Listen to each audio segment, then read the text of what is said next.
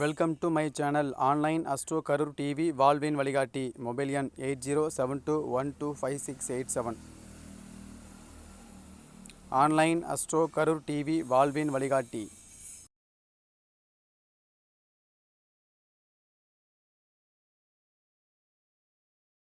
ராஜாசங்கரையா meeting போனேன்.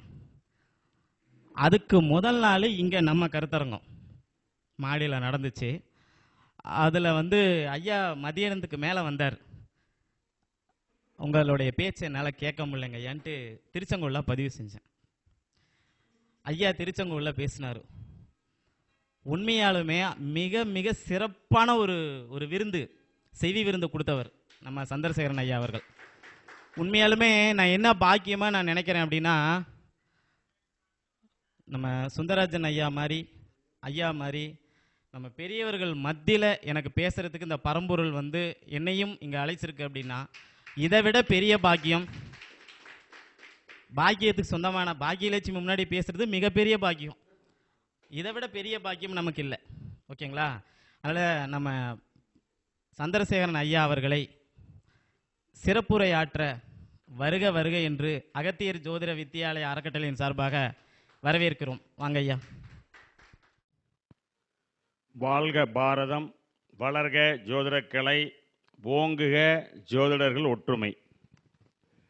அகத்தியர் ஜோட வித்தியாலய அறக்கட்டளை இங்கே நமக்கு பேச வாய்ப்பளித்த அண்ணன் திரு ரவி ஜெயக்குமார் அண்ணன் அவர்களுக்கு, அந்த நம்ம அகத்தியருடைய அறக்கட்டளையில் இருக்கிற அத்தனை பொறுப்பாளர்களுக்கும் பாதம் பணிந்து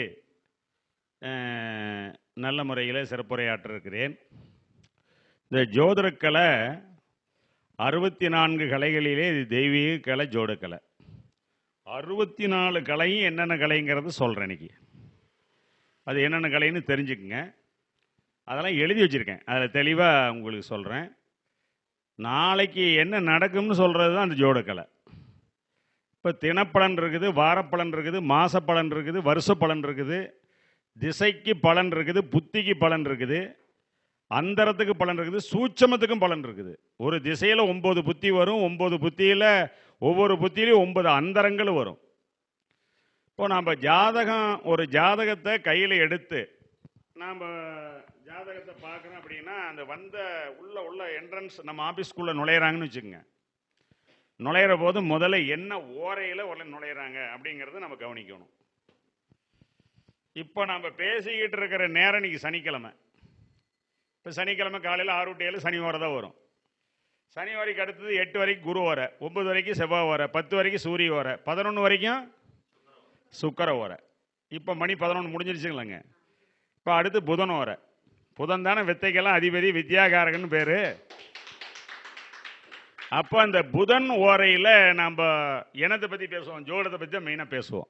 புதன்கிறது நம்மளுக்கு நல்ல அறிவுகளை கொடுக்கக்கூடியது. ஒரு மனிதனுடைய ஜாதகத்தில் புதன் நல்ல நிலையில் இருந்தாலே அந்த ஜாதகர் நல்ல அறிவாற்றல் மிக்கவராக வருவார். அது புதன் தான் வித்யாகாரகன்னு சொல்கிறோம். இந்த புதன் இருக்கிற வீடு 12 லக்கணங்களுக்கும் புதன் நல்லவராக வரமாட்டார். அப்புறம் அந்த புதன் வாங்கின சாரம்னு ஒன்று இருக்குது.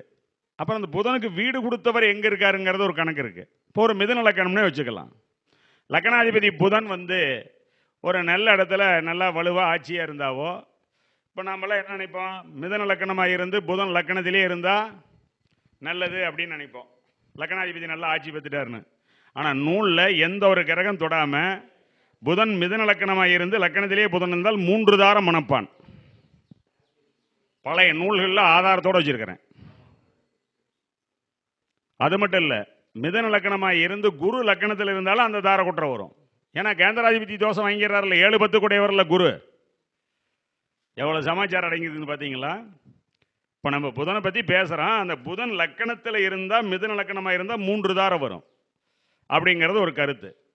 ஒரு ஜாதகத்தில் நம்ம கையில் எடுத்தோன்னே நம்ம என்ன நினைக்கிறோம், என்ன சொல்கிறோம் அப்படின்னா, இந்த ஜோதிடத்தினுடைய தர்ம கருத்தா திருச்செந்தூர் முருகன் சுப்பிரமணிய சாமி தான். அவர் தான் நம்ம நினைக்கணும். இப்போ நான் அதை நினைக்காத நான் ஜோசியம் சொல்கிறதில்லை. இருந்தாலும் அந்த பாடலை உங்களுக்கு சொல்லணுங்கிறதுக்கோசரமே இந்த புக் எடுத்துகிட்டு வந்தேன். எனக்கு மனப்படமே இருக்குது, இருந்தாலும் தவறு இல்லாமல் சொல்லணுங்கிறதுக்கோசரம்.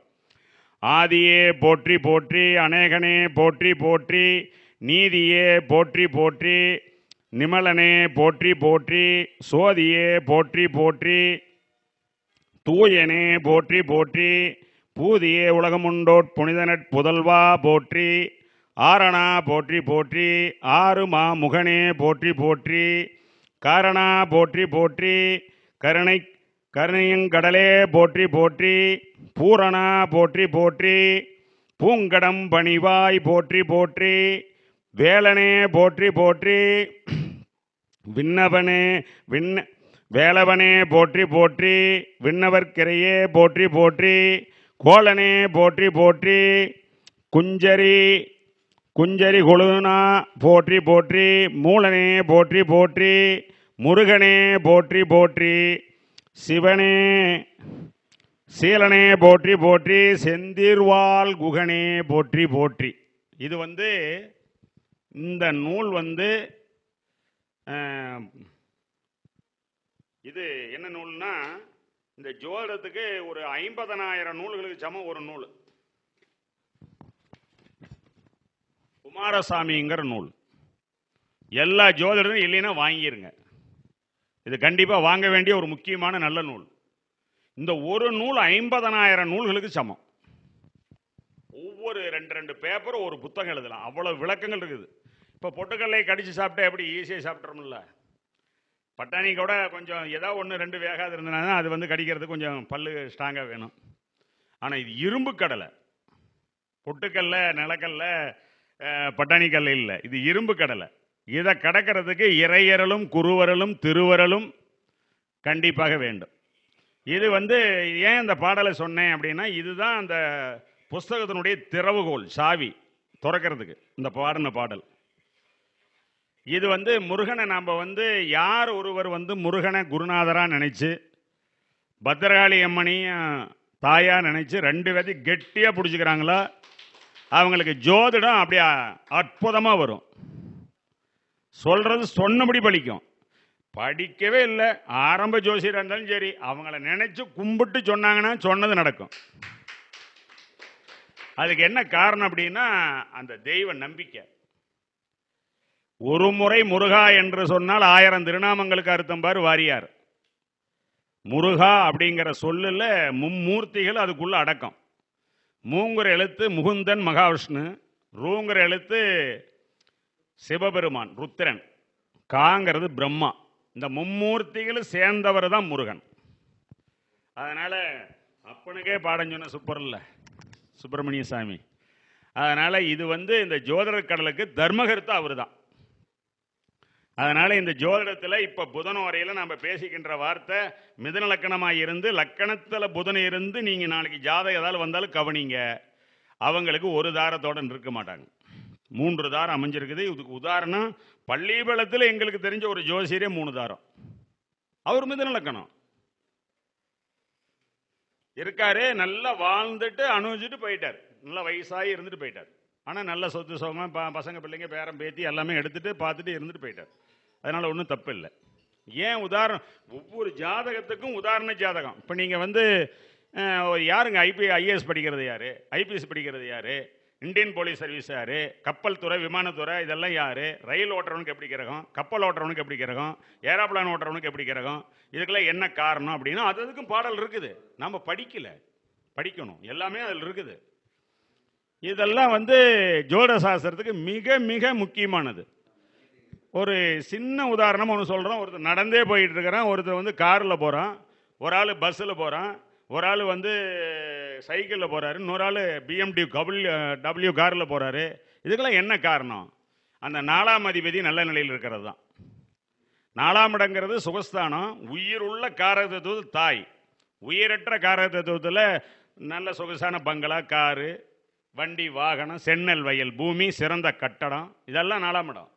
அப்போ 4ஆம் அதிபதி ஒரு மனிதனுக்கு நல்ல இடத்துல இருந்ததுன்னா அவ்வளோ சிறப்பான ஒரு வாழ்க்கையெல்லாம் அமைச்சு தருங்கிறது ஒரு கருத்து. அப்போ 4ஆம் அதிபதி துலா லக்கணம், 4லேயே சந்திரன் இருக்காரு, சுக்கரன் இருக்காருன்னு வச்சுக்கோங்க. துலா லக்கணமாக இருந்து மகர ராசி இருந்தால் சந்திரன் சுக்கரன் இருப்பார்ல. கோளொன்று சரமாய் 4 கொற்றவனை எக சக்கரவர்த்தியாய் வாழ்வான் அப்படிங்கிறான். அந்த மாதிரியே வாழ்கிறாங்க, இன்றைக்கி இருக்காங்க. நான் அனுபவத்தில் பார்த்துருக்கேன், எங்கள் ஊர்லேயே இருக்காங்க. மாதம் ஒரு 10 லட்ச ரூபா 20 லட்ச ரூபா வாடகை மட்டும் வாங்கிட்டு இருக்காங்க. ஒரு குறைஞ்சது ஒரு 150 ஏக்கரை 200 ஏக்கரை பூமி கரையும் பண்ணியிருப்பாங்க. பிறந்ததுலேருந்து இன்னைக்கு வரைக்கும் சௌரியமாகவே இருக்காங்க. அது ஜாதகத்தினுடைய அம்சம், அந்த கிரக உழவு தான். இப்போ லக்னாதிபதி ஒரு மனிதனுக்கு ஒரு அஸ்திவாரம்.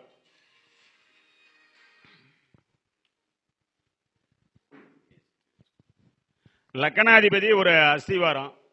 இந்த லக்னாதிபதிங்கிறது ஒரு நல்ல வீட்டில் போய் அமர்ந்து கேந்திர திரிகோணத்தில் நல்ல சுபர் பார்வை பெற்றுட்டா அந்த லக்னாதிபதிங்கிறவர் நன்னும் லக்னாஜன்னை நாடியே சுபர்கள் பார்க்க விண்ணழகோர் வியப்ப வெற்றியும் புகழும் கொண்டு எதிர்த்தவர் தமையடக்கி மண்ணுலகத்தில் நன்மை பெற வாழ்வார். நல்ல குபேரனை போல் சந்ததியும் பெற்று வாழ்வார். அவனிவன் ஜனனக்கோள் நட்கோளாயில் அதிகார இவன் தனக்கு சொந்தமாகும். கேவலம் இல்லாதவன் கெடுதி இல்லாதவன் கூலி வலை வேலை செய்யான் நல்ல செறிஞ்சியுமா நல்லா பொழைப்பாங்க அப்படிங்கிறது தான் அதனுடைய கருத்து. இப்போ லக்னாதிபதி அஸ்திவாரம், லக்னாதிபதி சுபர்மனை ஏறி சுபர் பார்வையோடு இருந்துட்டா அந்த ஜாதகர் நல்ல பலன் அனுபவிப்பாருங்கிறது கருத்து ஒன்று. அடுத்து ஆயில நிர்ணயம் பண்ணுறோம். ஆயிலுக்கு தேகஸ்புடம் பிராணஸ்புடம் ரித்திஸ்புடம்லாம் போட்டு இந்த லக்கணஸ்புடம் சூரியஸ்புடம் சந்திரஸ்புடம்லாம் கூட்டுறது கழிக்கிறது பெருக்கிறதெல்லாம் அந்த கணக்கெல்லாம் கணிதம் புள்ளி விவரமாக இருக்குது. ஒரு ஜோதிடனுக்கு கணிதமே பலம். ஆனால் கணிதம் கற்றுக்கிட்டா ஜோசியம் சொல்ல முடியாது, ஜோசியம் சொல்கிறவங்க கணிதம் சொல்ல முடியாது. ஆனால் ரெண்டும் தேவை. அதுக்கு நம்ம முயற்சி வேணும். இப்போ இந்த இடத்துல ஒட்டரை இருக்குதுன்னா நம்ம எந்திரிச்சு அடித்தா தான் அந்த ஒட்டரை போகும். முயற்சி தான் திருவினையாக்கும், முயலாமல் திருவோட்டை தான் தூக்கும். அதனால் முயற்சி கண்டிப்பாக வேணும். ஒவ்வொரு நாளும் ஒவ்வொரு விஷயங்களும் இந்த பிரபஞ்சம் நம்மளுக்கு கொடுத்துக்கிட்டே தான் இருக்கும். அதை நாம் கிரகிச்சுக்கணும், பயன்படுத்திக்கணும். தொட்டனை தூரும் மணற்கேணி மாந்தருக்கு கட்டணை தூரும் அறிவு. எவ்வளோ தூரம் கிணத்துல தண்ணி இறைக்கிறோமோ அந்தளவுக்கு கிணத்துல தண்ணி ஊறிட்டே தான் இருக்கும். அது மாதிரி படிக்க படிக்க அறிவு வளரும். சித்திரமும் கைப்பழக்கம் செந்தமிழும் நாப்பழக்கம் அப்படின்னா பேசிக்கிட்டே இருந்தால் பேசுறது நல்லா திறமையாக சொல்லலாம். ஒரு ஜாதகத்தில் மூத்த சகோதரர் இருக்காரா இல்லையா அப்படின்னு சொல்லி வேணும்னே ஜாதகம் கொடுத்து டெஸ்ட் பண்ணுறதுக்கு வராங்க. ஜோசியம் பார்க்க வர்றவங்க யாராக இருந்தாலும் உலக மக்கள் இந்த யூடியூப் பார்த்துக்கிட்டு இருக்கிறவங்க அனைவருமே ஜோசியரை டெஸ்ட் பண்ண வரக்கூடாது. ஜோசியர்கிட்ட இன்னும் சொல்லி இன்னும் விளக்கங்கள் நமக்கு தெரியணும்னு சொல்லி வரணும். அதுதான் நல்லது. டெஸ்ட் பண்ண வந்தாங்கன்னா அவங்கள நாம் டெஸ்ட் பண்ணி அனுப்பி விட்ருவோம். யூரின் டெஸ்ட்டு, ரத்த டெஸ்ட்டு, இசிசியிலிருந்து எல்லா செக்கப்பும் பண்ணி அனுப்பிவிட்டுறலாம். ஜாதகத்தில் எங்களுக்கு தெரியாத விஷயமே எதுவும் இல்லை. அதுக்கு என்ன விளக்கம் அப்படின்னா, 11ஆம் அதிபதி ஒரு ஜாதகத்தில் நீச்சமாகி சூரியன் சம்பந்தப்பட்டால் நேர் மூத்த வாரிசு இல்லை. அதுக்கு பாடலே இருக்குது. காரணமாய் 11 குடையோர் தானும் கருத்தான பலங்குறைந்து நீச்சமானால் பூரணமாய் ரவியொருவன் ஏறி நின்றால் இவனுக்கு நேர்முத்தோன் இல்லை. அப்படியே இருந்துட்டால் அவன் குடும்பம் விளங்காதப்ப இவன் புத்தர் அவனுக்கு கொல்லி வைப்பான்னு சொல்லி பாடல் இருக்கு. 11ஆம் அதிபதி நீச்சமாகி சூரியன் சம்பந்தப்பட்ட நேர் மூத்த வாரிசு கிடையாது. 6ஆம் அதிபதி 3ஆம் இடத்துல இருந்து அடுத்த சவரம் பிறக்காது, பிறந்தால் அது இருக்காது. அது அனுபவத்தில் நாங்கள் நிறைய பார்த்துருக்கோம். இல்லை ஒரு குழந்தை ஃபஸ்ட்டு குழந்தை அது 6ஆம் அதிபதி மிதன லக்கணம் 6 கோடி செவ்வாய் 3 இருக்குது. அதுக்கு அடுத்த குழந்தை ஒன்று கரு அவேஷன் ஆயிரும். அதுக்கு அடுத்த குழந்தை வேணா இருக்கலாம். இதெல்லாம் அனுபவத்தில் பார்க்குற ஒரு கருத்து. இது நடைமுறையில் நாங்கள் நிறையான விஷயங்களை அணுவு ரீதியில் தான் நிறைய கற்றுக்கிருக்கோம். இப்போ ஆயிலை வச்சு நம்ம பேசுகிற போது தேகஸ்புடம் பிராணஸ்புடம் மிருத்திஸ்புடம்லாம் சொன்னோம்ல, அதில் சூரியனுக்கு பின்னால் சனி நின்னா 80 வருஷம் ஆயிலுங்கிறாரு புலிப்பாணி மகன். சூரியன் மேசல் இருக்காரு, அதே வீட்டில் சனி இருக்காருன்னு வச்சுக்கோங்க. இல்லை அதுக்கு அடுத்த வீடு மீனத்தில் இருக்காரு. அந்த டிகிரி வாரியாக பார்க்கணும். எதாக இருந்தாலும் எந்த ஜாதகமாக இருந்தாலும் பாத வாரியாக 108 பாத வாரியாக டிகிரி வாரியாக பார்த்தோம்னா சூரியனுக்கு பின்னால் சனி நின்னா 80 வருஷம். அது நூல் ஆதாரத்தோடு சொல்கிறேன். எத்தனாவது பாடல் என்னங்கிறது வேணாலும் சொல்லித்தரேன். சூரியனுக்கு 5-9 சந்திரன்னா 78 வருஷம் ஆயில். சூரியனுக்கு பின்னால் குருவும் சுக்கரன்னா 88 வருஷம் ஆயில். சூரியனுக்கு பின்னால் செவ்வாயும் குரு இருந்துட்டா நடித்திட்டேன் இன்னும் உண்டு இல்லை பானுவிற்கு 12 பார்மகனும் மந்திரியும் தான் இருக்கில் மண்ணும் வெண்ணும் புகழ நாவலர்கள் போற்ற நாடும் பிரசண்ட வித்தை மேவுமென சேர வளம்பு. வித்தையில அவ்வளோ கெட்டிக்காரனா இருப்பான். சூரியனுக்கு பின்னால செவ்வாயும் குரு இருந்தா. சூரியனுக்கு பின்னால குரு சுக்கரன் இருந்த 88 வருஷம் ஆயிலுங்கிறது நடித்திட்டேன் இன்னும் ஒன்று நாட்டக்கேளு நரக்குரும் அசருவும் அனலன் பின்னால் படித்திட்டேன் பலகவிகள் நூல்கள் கற்க வல்லோன் பலமான புவியில் வித்தை என்று வாழ்வான் இடித்திட்டேன் 8-10 8 ஆண்டில் ஈசனுடைய இயல்பு முடியும் சிசுக்கேன் குடித்திட்டேன் குலவிளக்கு பாளையோகம் குணமாக புலிப்பாணி கூறினேங்கிறார். சூரியனுக்கு பின்னால் குருவும் சுக்கரன்னா 88 வருஷம் ஆயிலு. வித்தையில் அவங்கள யாரும் வெல்ல முடியாது. அதே மாதிரி சந்திரன் ஆட்சி பெற்று சனி உச்சமடைஞ்சால் நீலனும் உச்சமாக நிலவதும் ஆட்சியாக எம்பெரும் யோகங்கண்டீர் இவனுக்கோ வயது 100. சனின்னா நீளன்னா சனி. கிரகத்தினுடைய பெயர் தெரிஞ்சுக்கிறதுக்கு நமக்கு வயசு 100 பிறவி எடுக்கணும். ஒவ்வொரு கிரகத்துக்கு 1008 பேர் இருக்குது. ஒவ்வொரு கிரகத்தினுடைய கிரக காரக தத்துவம், ராசி காரக தத்துவம், பாவக காரக தத்துவம், இதெல்லாமே நம்ம தெரிஞ்சுக்கணும். அது ஒவ்வொரு நாளும் ஒவ்வொரு விஷயங்களை படிச்சுக்கிட்டே இருந்தோம்னா ஒவ்வொன்றா சேகராகிட்டே இருக்கும். இப்போ ஒரு குழந்தை பிறந்தோடனே எடுத்தோடனே மார்த்தாண்ட ரேஸ் ஓட முடியுமா? அது பால் ஊட்டி சீராட்டி வளர்த்தி தவுந்து குப்புறப்படுத்து, அப்புறம் மறுக்க எந்திரிச்சு நடந்து, அப்புறம் நிலாச்சோறு ஊட்டி கண்ணே மணியே ராசா என் தங்கமே மயிலே அப்படின்னு சொல்லி 1ஆம் கிளாஸ் அனுப்பி, அப்புறம் 5ஆம் கிளாஸ் எலிமெண்ட்ரி ஸ்கூல் முடித்து, அப்புறம் ஹை ஸ்கூல் போய், அப்புறம் தான் காலேஜ் போனால் காலேஜ் ஆயிடுது. காலேஜ் முடித்த காலத்தில் கால்கட்டு போட்டுடுறாங்க. கால்கட்டு போட்ட நினைப்பில் 2 குழந்தையும் பிறந்துடுது. அப்புறம் தான் ஏன் பிறந்தோம், ஏன் வளர்ந்தோம், ஏன் உயிரோடு இருக்கிறங்கிறதே அப்புறம் தான் தெரியுது. விவரம் தெரியறதுக்கு வயசு 30 ஆயிடுது. உண்மைதானே? அதனால் அந்த மாதிரி நம்ம ஜோதிடத்துறையில் இப்போ நம்ம குழந்தைங்க. அப்போ நம்ம தவுந்து நடந்து, அப்புறம் ப்ரீகேஜி எல்கேஜிலாம் போய், அப்புறம் அந்த பை ஸ்டாண்டர்டெல்லாம் முடிச்சுக்கிட்டு, அப்புறம் 10th +2லாம் முடிச்சுட்டு, அப்புறம் காலேஜுக்கு போகிறதுக்குள்ளே நமக்கு இது வயசு ஓவர் ஆயிரும். இது உண்மை தானே? இதே மாதிரி தான் இந்த ஜோதிடம். இந்த பிரபஞ்சம் ஒவ்வொரு நாளும் ஒவ்வொரு விஷயங்கள் நம்ம சொல்லி கொடுத்துட்டே தான் இருக்கும். ஒரு ஜாதகங்கள் நாம் பொருத்தம் பார்க்கின்ற பொழுது நாம் என்ன சொல்கிறோம்? 2 பேத்தினுடைய ஜாதகத்தை முதல்ல நீட்டாக கணிக்கணும். எப்படி? அவங்க நோட்டில் எழுதியிருப்பாங்க, கையில் கணிச்சிருப்பாங்க. அச்சாம்ச ரேகாம்சத்தில் தவறுதல் இருக்கும், திருத்தல். 5000 ஊர்களுக்கு உண்டான அச்சாம்ச ரேகம் ரஞ்சன் பப்ளிகேஷன் சொல்லி டெல்லியில் ஒரு புக்கு போட்டாங்க முதல்ல ஆரம்பத்தில். அதெல்லாம் நாங்கள் வாங்கி வச்சுருக்கோம். எபிமினிஸ் பஞ்சாங்கம் வச்சுருக்கோம். 1960 2060 வரைக்கும் வச்சுருக்கிறோம். இப்போ சனி அடுத்து எப்போ பயிற்சின்னா மார்ச் கடைசியில் 2025 மாறும் அப்படிங்கிறது தெரிஞ்சு வச்சுருக்கோம். அதனால் ஜாதக ரீதியில் பொருத்தம் பார்க்கின்ற பொழுது 2 பேத்தினுடைய ஜாதகத்தில் முதல் லக்கணம் கரெக்டா, ராசி கரெக்டா, திசா புத்தி இருப்பு கரெக்டா, இன்னைக்கு என்ன 2 பேத்துக்கு வயசு, இந்த 2 பேத்துக்கு என்ன திசா புத்தி அந்தரம் நடக்குதுங்கிறத கணக்கெடுக்கணும். முதல் திசை புத்தி பார்த்துட்டு அந்த கிரக வலுவெல்லாம் பார்த்துட்டு அப்புறம் தான் பொருத்தத்தையும் எழுதணும். வெறும் நட்சத்திர பொருத்தத்தை மட்டும் வச்சு பார்த்து, ஏங்க பொண்ணு பேர் புஷ்பா, மாப்பிள்ளை பேர் சண்முகம், பொருத்தம் போடுன்னா அது பேர் பொருத்தம். பேர் பொருத்தம்லாம் வாச்சதே ஆச்சாச்சு ஜோசிகார் ஒன்றும் பண்ண முடியாது. ஜாதக கிரக வாரியான பலன்களை பார்த்து நட்சத்திர பொருத்தம் எழுதினா சோடுன்னு சொல்லலாம். ஆயிலி மாமியலுக்கு ஆகாது, கேட்ட மச்சாண்டாருக்கு ஆகாது, விசாகம் கொழுந்தனாருக்கு ஆகாது, இப்படி மூல மாமனாருக்கு ஆகாதுன்னு பொதுவாக மக்கள் மத்தியத்தில் அந்த பஞ்சாங்கத்தில் போட்டிருப்போம். அது ஆண் நட்சத்திர தோஷம் இல்லை, அது வாசன் சுத்தத்திற்கு இதில் இருப்போம். பெண் நட்சத்திரம் தோஷம் அப்படின்னு. மூல நட்சத்திரத்தில் பிறந்து ரிஷபம், சிம்மம், கும்பம், விருச்சகம் இந்த 4 ஸ்திரலக்கணத்தில் பிறந்தால் மூலம், சுபர்க்க மூலம், ராஜ்யலாபம், தானிய சம்பத்து, விசேஷ விருத்தி உண்டாகும்னு கொடுத்துருக்கான். அதெல்லாம் மாமனாரெல்லாம் ஒன்றும் பண்ணாது. இப்போ எனக்கு தெரிஞ்சவர் ராசிபுரத்தில், சிங்களாந்தபுரத்தில் கும்பகோணம் அருணாசலம் முதலியார்னு ஒருத்தர் இருந்தார். அவர் எங்களுக்கு நிறையான கருத்துக்களை சொல்லி கொடுத்தவர். அவர் இன்னைக்கு மறைஞ்சிட்டாரு. எனக்கு அப்பா மாதிரி, குருநாதரும் கூட. எனக்கு அன்னார் குருநாதர் இருந்தாலும் எனக்கு 10-20 குருநாதர் இருக்காங்க. காரணம் என்ன? நான் சோட சங்க தலைவராக இருந்ததுனால சங்க கூட்டங்களை நடத்தி 1000 பேர்த்து உறுப்பினர்கள் ஒன்று சேர்த்து சங்க கூட்டம் நடத்தணும். இப்போ எனக்கு வயசு 63, 43 வருஷமாக ஜோடத்துறையில் இருந்துகிட்டு இருக்கிறேன்.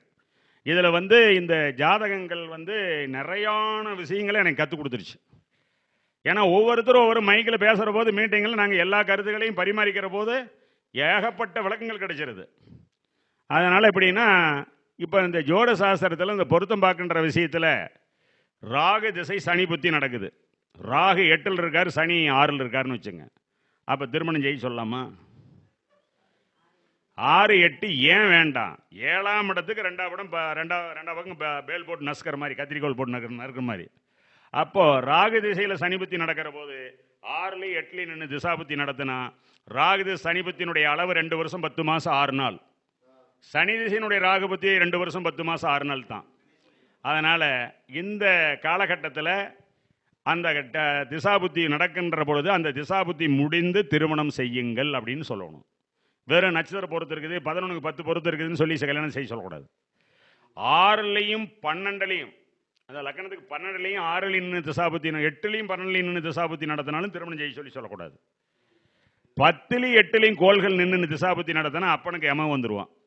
இது புலிப்பாணியில் எழுதியிருக்கார் பாடல். புலிப்பாணி 300 பாடலும் முத்தான பாடல்கள். 10-8 கோள்கள் நிற்க அப்படின்னு சொல்லி பாடல் வரும். அதில் அப்பனை தேடி யமன் வருவான் கூறு அப்படின்னு சொல்லி போட்டிருக்கு. அது அதே மாதிரி தான் நடந்திருக்குது. நாங்கள் நிறைய ஜாதக அனுபவத்தில் பார்த்துட்டோம். ஒரு ஜாதகத்தில் சூரியன், சனி, ராகு, செவ்வாய். இது வந்து ஒரு இடத்துல கூடியிருந்துன்னு வச்சுக்க. இல்லை ஒருத்தருக்கு ஒருத்தர் எல்லாமே பார்த்துக்கிறாங்க. பாரப்பா இன்னும் ஒன்று பகரக்கேளு, பானும் சனியும் செவ்வாய் ராகு இதெல்லாம் சம்மந்தப்பட்டா சில காலம் பிதிருந்து சிவலோகம் போய் சேருவாண்டான்னு சொல்லி பாடல் எழுதியிருக்குது. அப்பனுக்கு ஆயுள் கம்மி. இப்போ நாம் நூல்களில் ராகு இருந்த வீட்டை பற்றி ஐயா வந்து முன்னாடி பேசுகிற போது விளக்கம் சொன்னார். அதெல்லாம் அவருடைய அனுபவ கருத்துக்கள் வந்து தெளிவாக சொன்னார். அது வந்து நடைமுறைக்கு சரியானதாக இருக்குது. அவர் ரிஷபத்தில் ராகு மன வாழ்க்கை சிறப்பில்லை அப்படின்னாரு. இந்த ரிஷப ராகுங்கிறது காலபுருஷனுக்கு 2ஆம் இடம் 7ஆம் இடம், அதுதான் குடும்பஸ்தானம். இப்போ நாம் வந்து லக்கணத்தை மட்டும் வச்சுக்கிட்டு ஜோசியம் சொல்லிடக்கூடாது. லக்கணம், ராசி, காலபுருஷன் மூணுக்கும் 3 ரூட்டையும் கவனிக்கணும். ஒரு வழியில் கேட்டாலும் 2 வழி நல்லா இருக்குதான்னு பார்க்கணும். இப்போ இந்த இடத்துக்கு வர்றதுக்கு இங்கிருந்து வரலாம், இங்கிருந்து வரலாம், அங்கிருந்து வரலாங்கிற மாதிரி அந்த ஜாதகத்துக்கு பலன் சொல்கிற போது அதெல்லாம் நம்ம ரொம்ப கவனிக்கணும். அது மட்டும் இல்லை, ஒரு ஜாதகனுக்கு 6ஆம் அதிபதி பாவக்கிரகமாக இருந்து அது லக்கணத்தில் இருந்துன்னு வச்சுக்கோங்க. திடமுறும் 6ஆம் அதிபதி பாவனாய் கேந்திரத்தில் வடிவரும் நல்லோர்கான மருவியின் மந்திரிமாகி படிமிசை எவரும் போற்ற பயில் பிரதாபனுமாகி கொடிவரதமுக்கும் உண்டோ கூறுவான் குணவானாகும். 6ஆம் அதிபதி மிதன லக்கணமாக இருந்து லக்கணத்தில் செவ்வாய் இருந்ததுன்னா எதிரி கூட நல்லது செய்வானா. அப்பேற்பட்ட நல்ல பண்பாளர்னு. எதிரி தான் நொந்துட்டு போகணும். அட இவருக்கு போய் நம்ம கெடுதல் பண்ணிட்டோமே அப்படின்னு, இவர் இவ்வளோ நல்லவராக இருக்காரு. இது வந்து ஜாதக அலங்காரத்தில் முதல் பாடல் 6ஆம் பாவத்தில். பல நூல்களை படிக்கிற போது தான் இந்த ஜோதிட சாஸ்திரங்கிறது ஒரு சாதாரண கலை இல்லை. அது 4,50,000 சுலோகங்கள் பாடி வச்சுட்டு போயிட்டாங்க. 18 மகான்கள் முனிவர் ரிஷிகள்லாம் சேர்ந்து. அது இல்லாத காக்கேர் தேரையர் புலிப்பாணி இவங்கெல்லாம் சேர்ந்து 50,000 பாடல் பாடியிருக்காங்க. மொத்தம் 5 லட்சம் பாடல் கொண்டது சாஸ்திரம். நீங்கள் திருக்குறளில் முரல் கோல் கேட்டால் டக்குன்னு சொல்லிடுவீங்கல்ல, அகரம் ஒரு எழுத்தெல்லாம் அதிபன் முதற்றே உலகன்னு. ஆனால் கடைசி குரல் கேட்டால் படிக்காதனால நீங்கள் தெரியலங்கிறீங்க. படிச்சவங்க சொல்லுவாங்க கூடுதல் காமத்திற்கு என்பம் அதற்கென்பம் கூடி முயங்க பெறின் அப்படிங்கிறது. இப்படியெல்லாம் சின்ன வயசுலேருந்தே எங்களுக்கு வந்து எங்கள் அண்ணார் வந்து எங்களுக்கு நிறையான நூல்களை வாங்கி படிக்க சொல்லி கொடுத்ததுனால இந்த 10 பாட்டு 8 தொகை 11 கீழ்கணக்கு அகநானூறு புறநானூறு சிவக சிந்தாமணி கலிங்கத்து பரணி பன்னீர் திருமுறை திருவாசகம் திருமந்திரம் 4000 திவ்ய பிரபந்தம் பழமொழி 400 இதெல்லாம் நிறையான நூல்கள் இருக்குது. இப்போ நமக்கு வந்து மனிதன் மனிதனுக்கு சொன்னது, தெய்வம் மனிதனுக்கு சொன்னது, மனிதன் தெய்வத்துக்கு சொன்னதுங்கிற மாதிரி குறள் நிறைய இருக்குது. இப்போ பகவத்கீதை, திருக்குறள் இதெல்லாம் எப்பேற்பட்ட சாராம்சம். எத்தனை வருஷம் ஆனாலும் நம்ம இன்னும் யுகயுகமாக போனாலும் அதெல்லாம் வாழ்க்கையில் சிறப்பான நல்ல கருத்துக்கள் அடங்கியது தான் இது. நீதி சாஸ்திரங்கிற இந்த நம்ம பேசக்கூடிய இந்த தர்மசாஸ்திரங்கிற நூலில் எலுமிச்சம்பழம் இருக்குது பாருங்க, மூட்டை. எலுமிச்சம்பழத்தை மூட்டை அவுத்துட்டா எல்லாம் உருண்டு ஓடிறதில்ல. அது மாதிரி தான் ஜோசியரோட ஒற்றுமை. அதனால் ஜோசியர்கள்லாம் முதல்ல ஒற்றுமையை வளர்த்திக்கணும். அவங்க கிட்ட ஜாதகம் பார்த்தாங்க, இப்படி சொல்கிறாருன்னு சொன்னால் அப்படிங்களா, அவங்க சொன்னதில் ஏதாவது ஒரு கருத்து இருக்கும், சரி எனக்கு தெரிஞ்ச கருத்துக்களை நான் சொல்கிறேன்னு தான் சொல்லணும். அவங்களுக்கு என்ன தெரியும் அப்படிங்கிற வார்த்தையை முதல்ல நாம் ஒருத்தருக்கு ஒருத்தர் சொல்லக்கூடாது. ஏன்னா இது வந்து கடல். இந்த கடலில் வந்து ஆழ நீள அகலம்லாம் யாருமே தெரிஞ்சுக்க முடியாது. கடல்ங்கிறது உலகம் முழுவதும் முக்காவாசி தண்ணி, காவாசி தான் மக்கள் வாழ இடம். அதில் ஒரு கரையில் நம்ம கடலில் நின்றுக்கலாம். ஆனால் இன்னும் அடுத்த கரை தெரியுமா நமக்கு? கண்டிப்பாக தெரியாது. அதுக்கும் வந்து சிலர் சொல்கிறாங்க, சோதிடம் பெருங்கடல் கற்றவனுக்கு அது கடலும் முழங்கால் அளவு அப்படிங்கிற மாதிரி. இப்போ அந்த தேவிப்பட்டினத்தில் போய் பார்த்தீங்கன்னா ராமர் அந்த நவக்கிரகங்களை பூசை பண்ண இடத்துல பார்த்தீங்கன்னா முழங்கால் அளவு தான் தண்ணி நிற்கும். அதுக்கு மேலே தண்ணி இருக்கு. ஆனால் கடல், ஆனால் பார்த்து தண்ணி முழங்கால் அளவு தான்.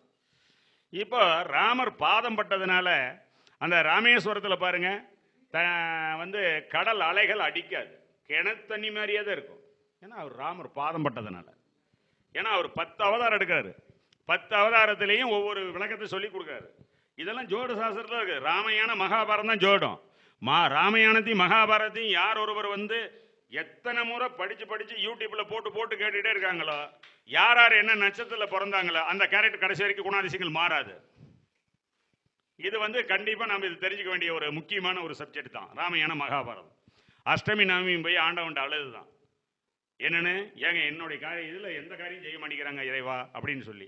சரி அப்படியா, நான் 10 அவதாரம் எடுப்பேன், ஒவ்வொரு ஐட்டமும் இந்த தர்மம்லாம் அழிஞ்சு அதர்மம்லாம் நீடிச்சிருக்கும் போது நான் அவதாரம் எடுக்கிற போது 2 அவதாரம் எடுக்கிறேன்னு சொல்லி ஆவணி மாதம் அஷ்டமி திதி ரோகிணி நட்சத்திரம் கிருஷ்ண பரமாத்மா அவதாரம் எடுக்கிறார் கம்சனை கொல்றதுக்கு. ராமநவமி ஒருவனுக்கு ஒருத்தின்னு சொல்லி வாழ்ந்து காட்டுறதுக்கோசரம் ராமநவமின்னு ஒரு அவதாரம் எடுக்காரு. அதான் ராமாயணம். மண்ணாசையினால் வந்தது மகாபாரதம், பெண்ணாசையினால் வந்தது ராமாயணம். அதனால் அதாவது நூல்கள் கொடுத்துருப்பான், இந்திரன் கெட்டது, சந்திரன் கெட்டது, மூவர் கெட்டது, முனிவர் கெட்டது, எல்லாருமே பெண்ணாலே. ஆண்களாலேயும் சொல்லலை, ஆனால் பெண்ணாலே அப்படின்னு சொல்லிடுறாங்க. அதுக்கெல்லாம் காரணம், உலக உற்பத்தி அப்ப தஜ்ஜ பிரதாபதிக்கு 60 பெண்கள் பிறக்கிறாங்க. அந்த 60 பெண்களை ரோகிணிங்கிற பெண்ணை வந்து சந்திர பகவான் மணமுடிக்கிறதுக்கு அவர் விரும்புவார். அப்புறம் நாரதர் போய் அந்த தஜ்ஜ பிரதாபதிக்கு சொல்லி அந்த ரோகிணிங்கிற பெண்ணோட 27 பெண்களை மணமுடிச்சு கொடுப்பார். அந்த 27 பெண்கள் தான் 27 நட்சத்திரங்கள். அந்த 27 நட்சத்திரத்தில் ரோகிணிங்கிற பெண்ணுகிட்ட மட்டும் இவர் குடும்பம் நடத்திட்டு இருப்பார். ஆனால் கல்யாணம் பண்ணது 27 பெண்களை. அந்த 26 பெண்களும் மனமுடைஞ்சு போய் அவங்க அப்பா கிட்ட தஜ்ஜ பிரதாபி கிட்ட சொல்றதுனால தான் அவர் மறுக்க சபிச்சிடுறாரு சந்திர பகவானை. அதுக்கு பிற்பாடு தான் அவர் உடம்பு நலம் சரியில்லாத போய் அப்புறம் தேய்வர சந்திரனா வளரபுர சந்திரனா மாறி அப்பதானே உலக உற்பத்தி எப்போ வரும். அந்த திதிகள்லாம் வரணும்ல, வளர தேதிகள் 5, தேய்வர தேதிகள் 15, இதெல்லாம் வரணும்ல. அதுக்கெல்லாம் அப்படி காரணமா இருக்கிறதுக்கெல்லாம் அப்போ மிருகசீரட நட்சத்திரத்தில் பிறந்தவர் சந்திர பகவான், பூச நட்சத்திரத்தில் பிறந்தவர் குரு பகவான், மக நட்சத்திரத்தில் பிறந்தவர் சுக்கிர பகவான். 9 நவக்கிரக புராணம்னு இருக்குது. நவக்கிரகத்துக்கு புராணம்னு இருக்குது. புராணங்களை கண்டிப்பா ஒவ்வொரு ஜோடனும் வாங்கி படிங்க. அந்த புராணங்களை படிச்சா தான் நம்ம ஜோசியம் சொல்ற போது அவங்களுக்கு பலனை ஈஸியா சொல்றதுக்கு சௌரியமா இருக்கும். அதாவது நவகிரக புராணங்கள்ல 9 நவகிரகங்களுக்கும் மனைவிமார்கள் இருக்காங்க, குழந்தைகள் இருக்காங்க. இந்த குழந்தைகள்லாம் வந்து நம்ம வந்து இப்ப ராசி கட்டம் பார்க்கிறோம், அம்ச கட்டம் பார்க்கிறோம், திரேகணம் பார்க்கிறோம், பாவம் பார்க்கிறோம், அப்புறம் சப்த வர்க்கம் பார்க்கிறோம், அஷ்ட வர்க்கம் பார்க்கிறோம், இப்படி எல்லாம் நிறைய இது பார்க்கிறோம். ஆனா ராசி கட்டம் மாதிரி 60 கட்டங்கள் சஷ்டி அம்சம் வரைக்கும் இருக்குது. இந்த 60 கட்டம் கணிதம் பண்ணி ஜோசியம் கொடுக்கறவங்க யார் இருக்காங்க? இன்னைக்கு கம்ப்யூட்டர்ல தான் கொடுக்க முடியும். ஆனா பலன் சொல்றதுக்கு ஒரு ஜாதத்தை ஒரு நாள்ல சொல்ல முடியுமா? வெறும் ராசி அம்சம் பாசாரத்தை வச்சு ஜோசியம் சொல்லிட்டு போயிடுறோம். ஆனா அஷ்டவர்க்கத்துக்கு ஒரு பலன் உண்டு. அஷ்டவர்க்கம் 337 பரல் இருக்குது. அந்த 337 பரல்ல அந்த கேந்திர பரல், பணபர பரல், அபோலிக்க பரல், அந்த 337 பரலை அப்படியே கட்டத்தை கரெக்ட் பண்ணி கூட்டி அதுல வந்து கேந்திர பலன் அதிகமா இருந்தா என்ன பலன், பணபர பலன் அதிகமா இருந்தா என்ன பலன், அபோலிக்க பரல் அதிகமா இருந்தா என்ன பலன், 3ல 1 தான் கிடைக்கும். என்ன கிடைக்கும் அந்த ஜாதகத்துக்கு? ஒன்று அந்த ஜாதகனால் யோகம், இல்லைன்னா ஜாதகனுக்கு பிறக்கிற குழந்தையினால் யோகம், இல்லைன்னா அந்த ஜாதகனுடைய அம்மா அப்பாவுக்கு யோகம். இந்த 3ல 1 தான் கிடைக்கும். இப்போ நீ எந்த ஜாதகம் எடுத்தாலும் அது சொல்லிவிடலாம். அந்த அஷ்டவர் கணக்கு எடுத்து அந்த கணக்கு போட்டு விட்டோம்னா, நாம் சொன்னோம்னா அந்த ஜாதகர் வந்து சோசி பார்க்குறவங்க ஆமாங்க எங்கள் பையனால தான் எங்களுக்கு வாழ்க்கையே அப்படின்னு சொல்கிற அம்மா அப்பா இருக்காங்க. இன்னொருத்தர் சொல்லுவாங்க எங்கனால தாங்க எங்கள் பையன் பிள்ளை கடைசி வரைக்கும் யோகம். புரியுதுங்க? இன்னொருத்தர் சொல்லுவாங்க எங்கள் குழந்தை பிறந்ததுல இருந்தாங்க எனக்கு யோகம். புரியுதுங்களா? இப்படியெல்லாம் வந்து கணக்குகள் இருக்கு. அந்த கணக்கு சொல்கிறேன். கேந்திரப்பரல் ஜாதகருக்கு அதிகமானா கேந்திரப்பரல் ஜாதகருக்கு யோகத்தை கொடுக்கும். பணபரப்பரல் அதிகமானா அந்த குழந்தைகளுக்கு யோகம், அவருடைய குழந்தைகளுக்கு. ஆபோலிக்க பரல் அதிகமானா அது அப்பாவுக்கு யோகம். இப்போ ஒரு ஜாதகத்தில் 3ல 1 தான் கிடைக்கும், 3 கிடைக்காது. இறைவனுடைய கட்டளை அது. அதை நம்ம அந்த கட்டளையிலிருந்து மாற்ற முடியாதுல்ல. இதுதான் உண்மையான கருத்து. அப்போ அஷ்டவர்க்கத்தில் நாம் என்ன பண்ணுவோம்? 7 அஷ்டவர்க்கம் போடுவோம், 337 பரலையும் கணிப்போம். அதில் அந்த பரல்கள்லாம் 5 பரல், 8 பரல், 9 பரல், இந்த பரல்கள் அதிகம் இருக்கிற மாதங்களில் அந்த கிரகங்கள் சஞ்சாரம் செய்கிற போது, அந்த திசாபுத்தி நடக்கிற போது அப்போ அது வேலையை நல்லா செய்யும். அதை வந்து நல்ல நுண்ணியமாக கவனித்து கிளீனாக நாம் புள்ளி உரமாக சொல்லலாம். அதே மாதிரி வெற்றி மேல் வெற்றி வேண்டுமா, எந்தெந்த தெய்வங்களை, எந்தெந்த தெய்வத்தை எக்காரியங்களுக்கு நாம் எடுத்து மனித பிறவியின் பலன்களை அடைய பரபிரம்மம் என்று சொல்லக்கூடிய இறைவன் பல மூர்த்திகளாகவும் அந்தந்த மூர்த்திகளுக்கு அதிகாரங்களை கொண்டு உலகத்தையும் ரட்சித்து வருகிறார்கள். அத்தகைய தெய்வங்களை அடைய அரிய வாய்ப்பு நமக்கு கிடைக்கிறது. இப்போ ஒரே இடத்துல ஒரே தெய்வம் இருந்ததுன்னா போய் மாசி மகா மகா மக குளம் 12 வருஷத்துக்கு நடக்குது. ஆனால் எல்லாருமே போயிட முடியும். எல்லாரும் போனால் அங்கே என்ன வருது? தடங்களை தவிர்த்து காரியங்கள் வெற்றி பெற கணபதியை வணங்கி பெறலாம். அறிவும் வீரியமும் அழகும் பெற முருகனை வழிபாடு செய்யலாம். ஆற்றலை பெருக்கிக் கொள்ள ஆஞ்சநேயரை வழிபடலாம். குடும்பம் செழிப்புடன் விளங்க லட்சுமியை வழிபடலாம். கல்வி செல்வத்தை பெற சரஸ்வதி போற்றி வணங்கலாம். மனோதிடமும் தைரியமும் பெற சக்தியை வழிபடலாம். தவயோகம் சித்திக்க யோகேஸ்வரர் ஆன சிவலிங்கத்தை பூசிக்கலாம். யோக சக்தியையும் மந்திர சக்தியையும் பெற காயத்ரி தேவி வணங்கலாம். ஆனந்த வாழ்க்கையை விரும்புபவர்கள் மகாவிஷ்ணுவை வழிபடலாம். இது மகாவிஷ்ணுக்குரிய மாதம் தான், அந்த புரட்டாசி மாதம் முதல் சனிக்கிழமை பேசுகிறோம். எதிரிகளின் சூழ்ச்சிகளை முறியடிக்க ஸ்ரீ கிருஷ்ண பகவானை வழிபடலாம். அப்போ குடும்பத்தை வாட்டும் இன்னல்கள் ஒழிய துர்க்கை காளியை வணங்கலாம். உலகத்தில் சகலவித இன்பமடைய சீனிவாசனை வணங்கலாம். ஏவல் பில்லி சூனியம் பேய் பிசாசு முதலியவைகளை ஒழிக்க மகா வராகி வணங்கலாம். வெளிவட்டார செல்வாக்கை கண்டு நம்மை ஏமாற்றியவர்களையும் அதன் வரும் பலவித தொல்லைகளையும் ஒழிக்க பிரித்திங்கரா தேவி வழிபடலாம். வெளிவட்டார செல்வாக்கை கண்டு நம்மை ஏமாற்றியவர்களையும் அதன் வரும் பலவித தொல்லைகளையும் ஒழிக்க பிரித்திங்கரா தேவி வழிபடலாம். ஆத்ம பரிசுத்தமடைய கண் ஒளி பெறவும் சூரியனை வழிபடலாம்.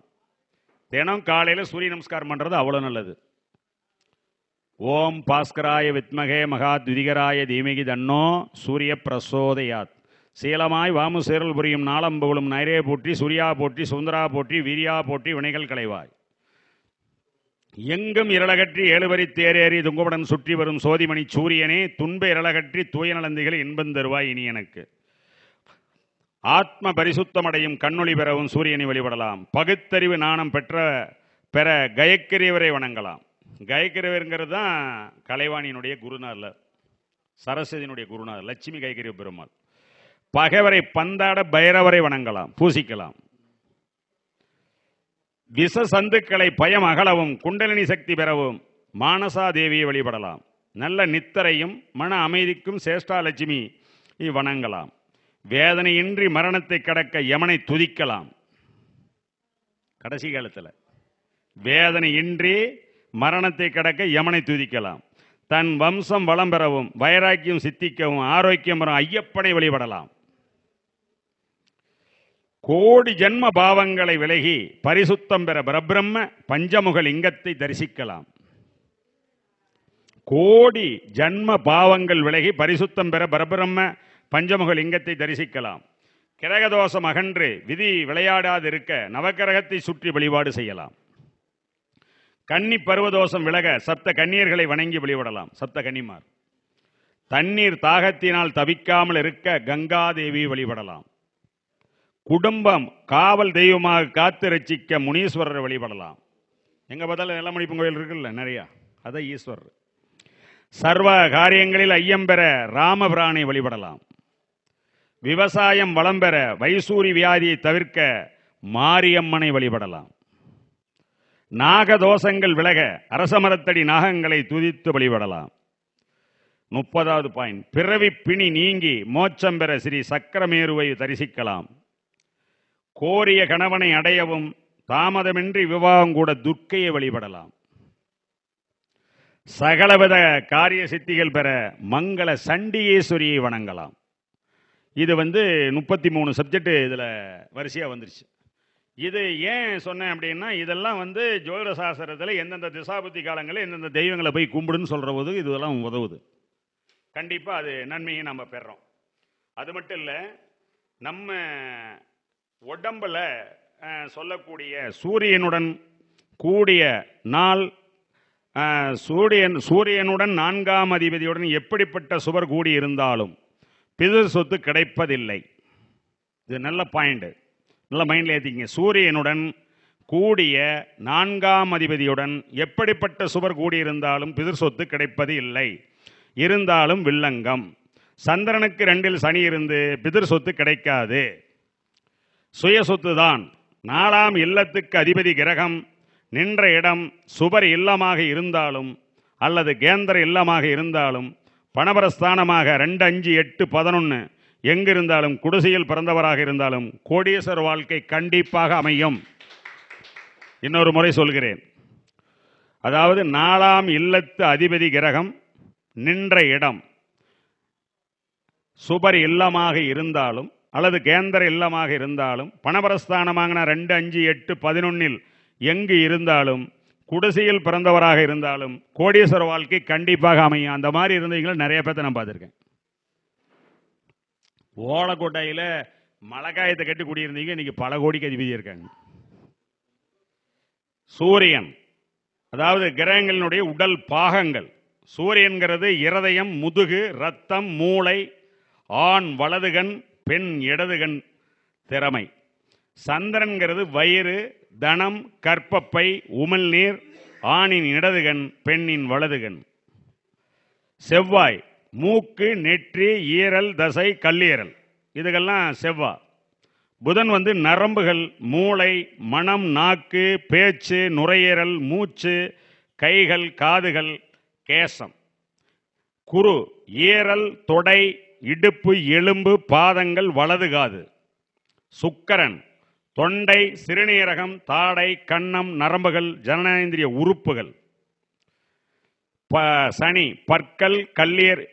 சனி எலும்புகள், முட்டிகள், பற்கள், கல்லீரல், தோல், இடதுகாது. ராசிகளும் உடல் பாதங்களும். மேசம் தலை, முகம், மூளை. மேசம்னா அந்த 3 இதை குறிக்கிறது தலையை. ரிஷபம் கழுத்து, தொண்டை, இதழ்கள், காதுகள். மிதுனம் தோள்கள், கைகள், மார்பு, ரத்தம். கடகம் வயிறு, உணவு குழாய், மார்பு, மூட்டுகள், சீரண உறுப்புகள், குடல். சிம்மம் இதயம், முதுகு, முதுகெலும்பு, மணிக்கட்டு, முன்கை. கன்னி அடிவயிறு, விரல்கள், சிறுகுடல், பெருங்குடல். 6ஆம் இடம் வயிறு. துலாம் சிறுநீரகம், தோல். விருச்சகம் ஜனனேந்திரிய உறுப்புகள், மூக்கு. தனுசு இடுப்பு, தொடை, நரம்புகள்.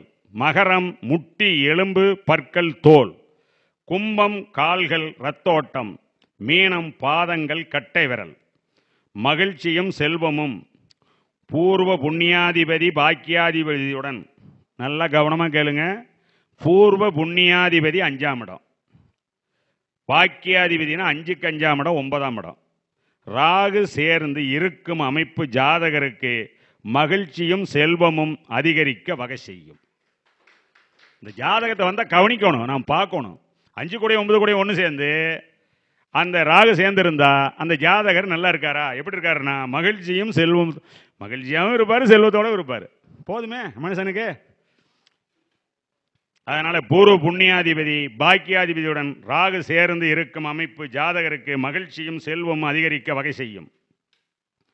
இப்போ தும்பிக்கை துணை இருக்க தம்பியவன் வினை தீர்க்க நம்பிக்கை வைத்தால்தான் நலம். அப்போ சோதிடத்தில் நாம் முழு நம்பிக்கை வைக்கணும். மனிதனுக்கு நம்பிக்கைன்னா யானைக்கு தும்பிக்கைங்கிற மாதிரி மனிதனுக்கு நம்பிக்கை இந்த ஜோடத்தொழில் நல்லா இருக்கணும். தாது அப்படிங்கிற இடம் 11ஆம் பார்வை, மூலம்னா 9ஆம் பார்வை, சீவன்னா 7ஆம் பார்வை. மேசம் கடகம் துலாம் மகரம் இவைகள்லாம் வெளிராசின்னு அர்த்தம். இந்த தாதுங்கிறது இறந்தகால் ராசி, நடக்கும் ராசி, துற்பல ராசி, துலா ராசி. இதுக்கு ரிஷபம் ஜிம்மம் கும்பம் விருச்சகம்ல இவை மூல ராசி, நிகழ்கால ராசி. அப்புறம் பெலராசி, இருக்கும் ராசி, வான்மிய ராசி, உள் ராசி. இதையெல்லாம் அப்படி பிரிக்கிறான். சரராசி சிரராசி உபயராசிய. மிதனம் கன்னி தனுசு மீனம் இவை ஜீவராசி, எதிர்கால ராசி, நிற்கும் ராசி, அதிபல ராசி, கர்ப்ப ராசி, இடைராசி. இதுக்கெல்லாம் ஒவ்வொன்றுக்கும் ஒவ்வொரு கருத்துக்கள் இருக்கு. இப்போ இந்த ஒரு திசை ஒருத்தருக்கு நடக்குது சனி திசை அப்படின்னா அவங்க டெய்லி வாக்கிங் போனாங்கன்னா சனி திசை நல்லா யோகத்தை கொடுக்கும். சனி ரொம்ப முள்ள நவர்ற கிரகம் இல்லை, அதுக்கு தானே முடவன் பேர். 1 டிகிரி நவரத்துக்கு 1 மாதம் ஆகும். ஆனால் சூரியன் ஒரே மாதம் 30 டிகிரி கடந்துருவார். ஆனால் இவர் என்ன பண்ணுவார், சந்திரன் ஒரு 27 நாள்லேயே எல்லா ராசியும் கடந்துட்டு வந்துடுவார்.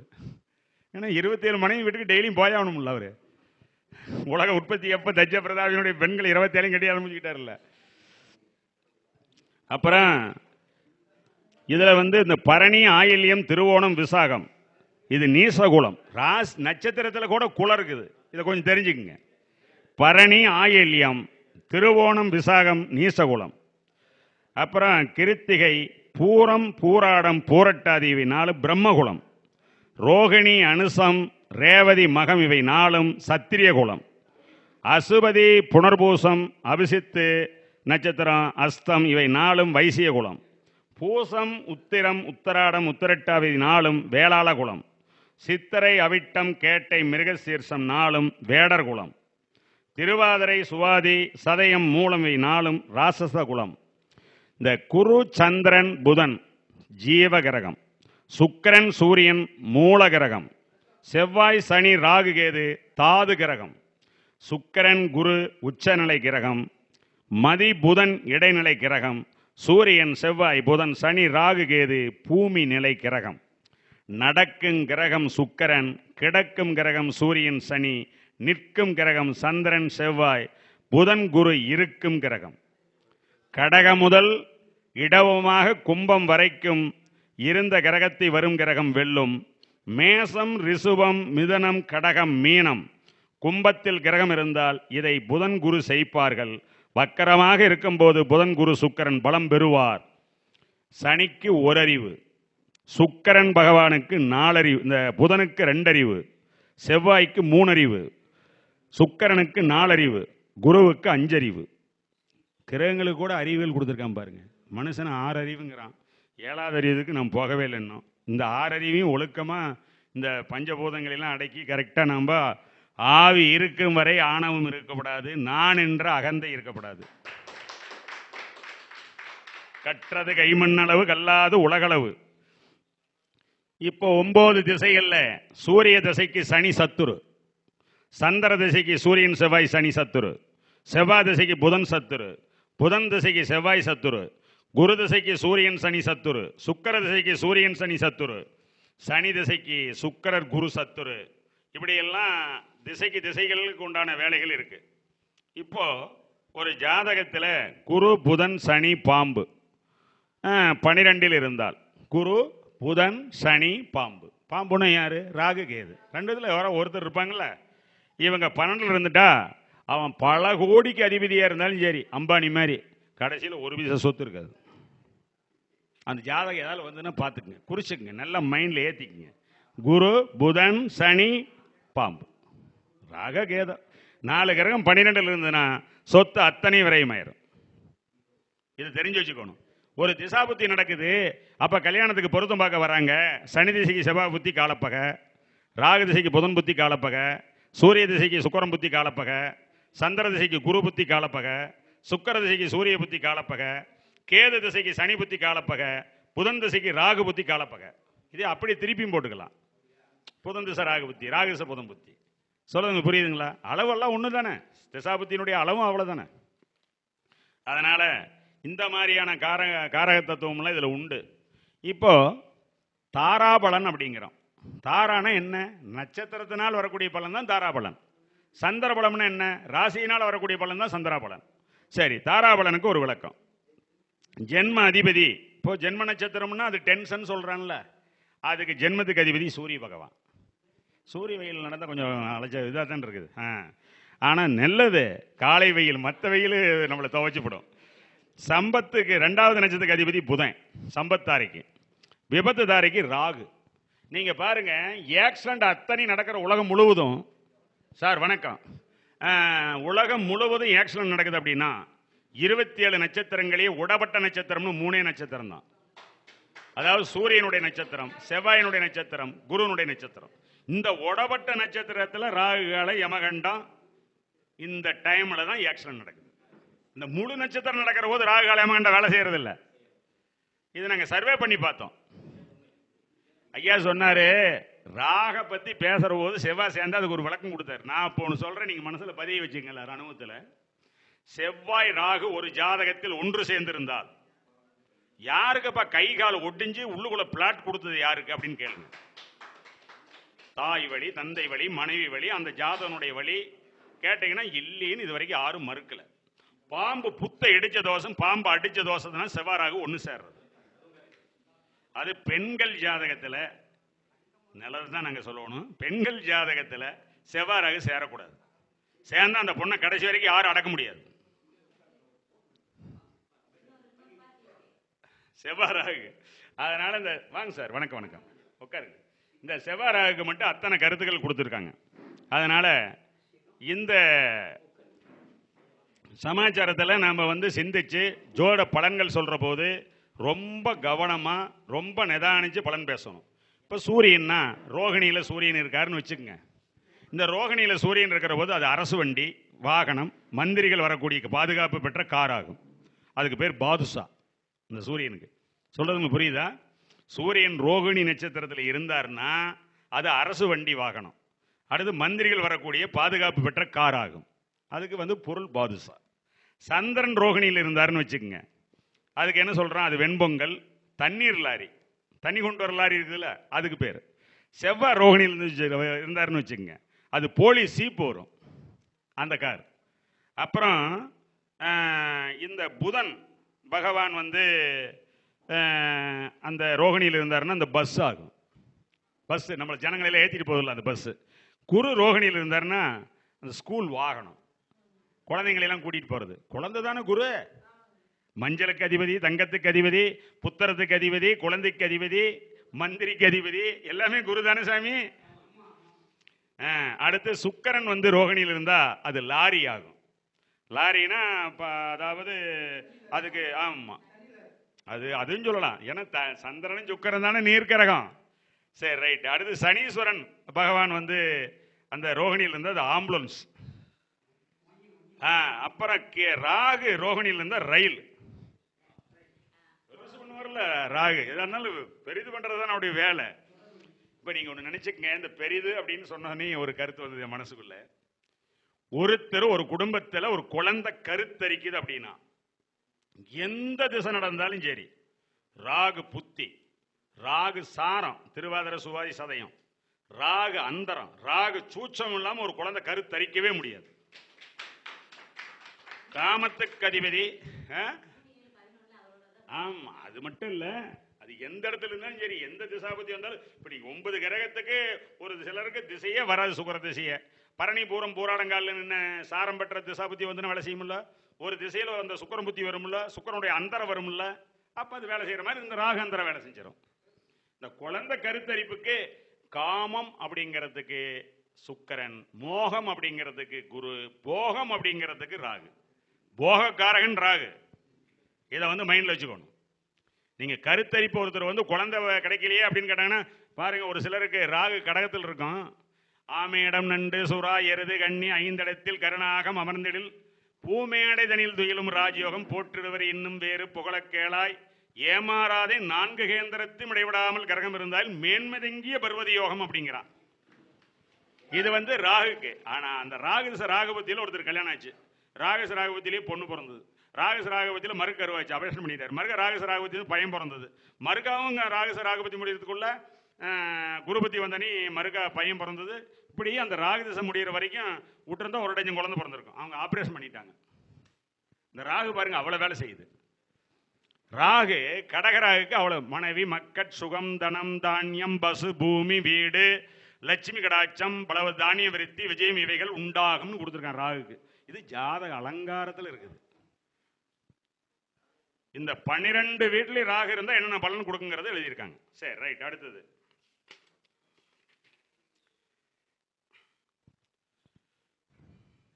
சூரியன் குழந்தை வகை சொந்த வகையில் தர்ம சங்கடமான சூழ்நிலை. மிருகசீரிசத்தில் 9 கிரகம் இருந்தால் என்ன பலன்கிறதுக்கு சூரியன் மிருகசீரிசத்தில் இருந்தால் குழந்தை வகை சொந்த வகையில் தர்ம சங்கடமான சூழ்நிலை. சந்திரன் மிருகசீரிசத்தில் பலவித சிந்தனை, கருணாநிதி குணம், சபலம், ஒழுக்கமில்லாத காரணம். செவ்வாய் அந்த மிருகசீரிசத்தில் உடன்பிறப்புடன் மனஸ்தாபம், வீடு, சொந்த வகையில் ஏமாற்றப்பட்டது, வஞ்சிக்கப்பட்டது. புதன் வைப்பாட்டி, வைத்து கொள்வதில் ஆர்வம். குரு தங்க கம்மல், தங்கச் சங்கிலி, நெக்லஸ் அணிவதில் ஆசை ஏற்பட்டு அடைந்தே தீர்வார். சுக்கரன் எப்படியும் இரட்டை குழந்தையோ டிஎன்சி செய்யும் வகையில் குறைப்பிரசவம் நடக்கும். பெண்களுக்கு கர்ப்பப்பை பாதிப்புகள் உண்டாகும். சனீஸ்வரர் பலவிதமான உபாதைகள், காது, கழுத்து, கண்வழி, தீர்மானம் இல்லாத முடிவுகளை அறிவுத்திறமை இருந்தும் லேபராக இருப்பார். பிட்டர் போல் வெல்டிங் வைப்பவர், அசம்பிளி செய்பவர் போல இருப்பார்.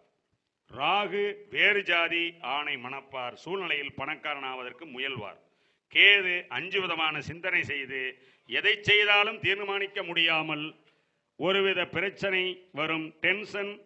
ராஜ விமோசனம் அடைய ஒரே வழி தென்னை மரம் பிறந்த நட்சத்திரம் என்பதால் மாதம் ஒரு முறை வரக்கூடிய மிருகசீரிசம் உள்ள தினம் பார்த்து ஒரு குடம் நிறைய மஞ்சள் நீர் கலந்து அந்த தென்னை மரத்துக்கு ஊட்டி வணங்கி வர 1 வருடம் செய்ய படிப்படியாக பாதிப்புகள் நீங்கும்.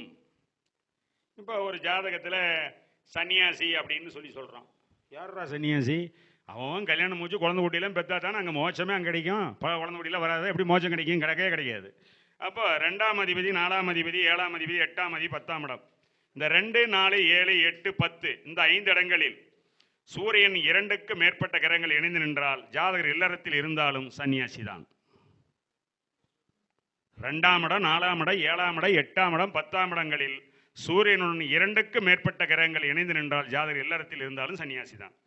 இப்போ திக்கு பலிதமாவது அப்படிங்கிறது சேகதி 10, செவ்வாயும் சூரியனும் 10 இருந்தால் திக்பலம். தொக்க குரு புந்தி லக்கணத்தில் உற்றால், அப்போ புதனும் குருவும் லக்கணத்தில் இருந்தால் திக்பலம். துக்க சனி ஏழினி சூழ்ந்தன் வல்லன் அப்படின்னு சொல்லி போட்டிருக்கான். அப்படின்னா சனி 7 இருந்தால் அதுக்கு திக்பலம். அப்புறம் சுக்கரன் சசி 4ல் வழி என சொல்வாயே. சசினா சந்திரன், அதனால சுக்கரன் சந்திரன் 4 இருந்தால் அதுக்கு திக்பலம். இந்த மாதிரி திக்பலம் பெற்ற கிரகங்களுடைய திசபுத்திகள் வரும் பொழுது அந்த லக்கணாதிபதி ஆகப்பட்டவர் 1-5-9 கூடையாக அவங்கெல்லாம் வந்தாங்கன்னா கண்டிப்பாக நட்பலன் கொடுத்துருவாங்க. ஒரு ஜாத கையில் எடுத்தோன்னே நாம் என்ன பார்க்கணும் அப்படின்னா, குரு நின்ற நிலையை பார்க்கணும். காணப்பா குருபதி நிலைமை பாரு, கணமுள்ள ராசி நின்ற நிலையப்பாரு, லக்கணேச நிலையப்பாரு, திசபுத்தி பார்த்து உன் மனதை திடப்படுத்தி உத்தமனையோட ஊழ்வனை எடுத்து செப்புன்னு சொல்றார். குரு ராசி லக்கணத்துக்கு மறையக்கூடாது. ஒரு ஜாதத்தை எடுத்துனே அதை கவனிக்கணும். குரு தான் மெயினான கிரகம். குரு பார்க்க கோடி நன்மைங்கிறான். குருங்கிறது என்ன? தண்ணி ஊற்றிக்கிறதுக்கு நம்ம தண்ணி காய்க்கிறோம் வெளியே அடுப்பில் வச்சு, தண்ணி நல்லா கொதிச்சிருது, அப்படியே ஊற்றணும் முது பழுத்து போயிருமில்ல, தோலெல்லாம் விளாவி தானே ஊற்றிக்கிறான். அந்த குரு பார்வைங்கிறது தண்ணி விளாவி ஊற்றிக்கிற மாதிரி வர்ற ஆபத்திலிருந்து காப்பாற்றுவார். இதுதான் அந்த குரு பார்க்கங்கிறதுக்கு உண்டான ஒரு விளக்கம். பொன்னுடன் புகர்புந்தியை நோக்கிட வன்மமானது ஒரு ஜாதகருக்கு பாவரலால் ஏற்படும் துன்பங்கள் யாவும் பானு கண்டபணி போல் விலகும்னா, பொண்ணுனா குரு, புகர்னா சுக்கரன், புந்தினா புதன், இந்த 3 பேரும் சேர்ந்து ஒரு இடத்துல இருந்தால் அது சரஸ்வதி யோகம். அந்த வீட்டில் கேட்டிங்கன்னா, ஏங்க எங்கள் வீட்டில் டீச்சர் இருக்காங்களா? இல்லை உங்கள் அம்மா வழி, அப்பா வழி, எங்கள் மனைவி வழியில் ஏதாவது டீச்சர்? ஆமாங்க அப்படின்றாங்க. எங்கள் மாமன் டீச்சரு, எங்கள் அத்தை பர்சன் டீச்சரு அப்படின்னு சொல்லிடுவாங்க. மறுத்து பேச முடியாது. அதுக்கு பேர் சரஸ்வதி யோகம். சொல்றது உங்களுக்கு புரியுதுங்களா? நாளைக்கு ஜோடத்தில் வந்து கேள்வி கேட்டால் நம்ம என்ன பதில் சொல்லணுங்கிறதுக்கு உண்டானது தான் அந்த ஜோதிடத்தை பற்றி நம்ம சிந்திக்கணும். இன்னைக்கு வந்தாரு, நல்ல கருத்துக்களை சொன்னாரு, எங்களுக்கு நல்லா உபயோகமாக இருந்தது, இப்போ நான் கேட்டதை கூட மறந்துட்டான், யூடியூப்ல கண்டிப்பாக பார்த்து நோட் பண்ணிக்குவீங்கல்ல? ரைட். சூரியன் திருவோணத்தில் இருக்க போர் போடக்கூடாது. சந்திரன் அவிட்டம் திருமணம் செய்யக்கூடாது. செவ்வாய் சுவாதி இருக்க இடம் கரையம் செய்யக்கூடாது. புதம் மூலம் இவைகளில் இருக்க போர் பேங்க் லோன் போடக்கூடாது. குரு அனுசத்தில் இருக்க பத்திர கடன் வாங்கக்கூடாது, பத்திரத்து மேலே கடன் வாங்கக்கூடாது. சுக்கரன் உத்திராடத்தில் இருக்க வீடு கால் போடக்கூடாது, அந்த கடன் கட்டி முடிக்க முடியாது. அடுத்து சனி கேட்டையில் இருக்கிறது வாகன கடன் வாங்கி சிரமப்படக்கூடாது, வாங்கக்கூடாது. ராகு விசாகத்தில் இருக்க பாஸ்போர்ட் வெளிநாடு போகக்கூடாது, போனான்னா அங்கே மாட்டிக்குவான், மறுக்க திரும்பி வர மாட்டான் தமிழ்நாட்டுக்கு. போராட்டத்தில் கேது இருந்தால் கரண்ட் சர்வீஸ் வாங்கக்கூடாது. இத்தனை சமாச்சாரம் இருக்குது, நாங்கள் பேசிக்கிட்டே இருக்கலாம், எனக்கு ஒரு நாள் பத்தாது. நேரம் காலம் கருதி வந்தவர்களை எல்லாம் வாழ்த்தி பல்லாண்டு பல்லாண்டு பல்லாண்டு நீடூழி வாழ எல்லா ஜோடர்களும் எல்லா நிறைந்த கலைகளை கற்று நாமளும் குழம்பாம வர்றவங்களையும் குழப்பாம நல்ல சிந்தனையோட ஜாதகத்தை தெளிவாக சொல்லி மக்களுக்கு நாமெல்லாம் நற்பலன் செய்யக்கூடியவர்களாக புண்ணியம் செய்தவர்களாக நாம் இருக்க வேண்டும் என்று கூறி விடைபெறுகிறேன். நன்றி, வணக்கம்.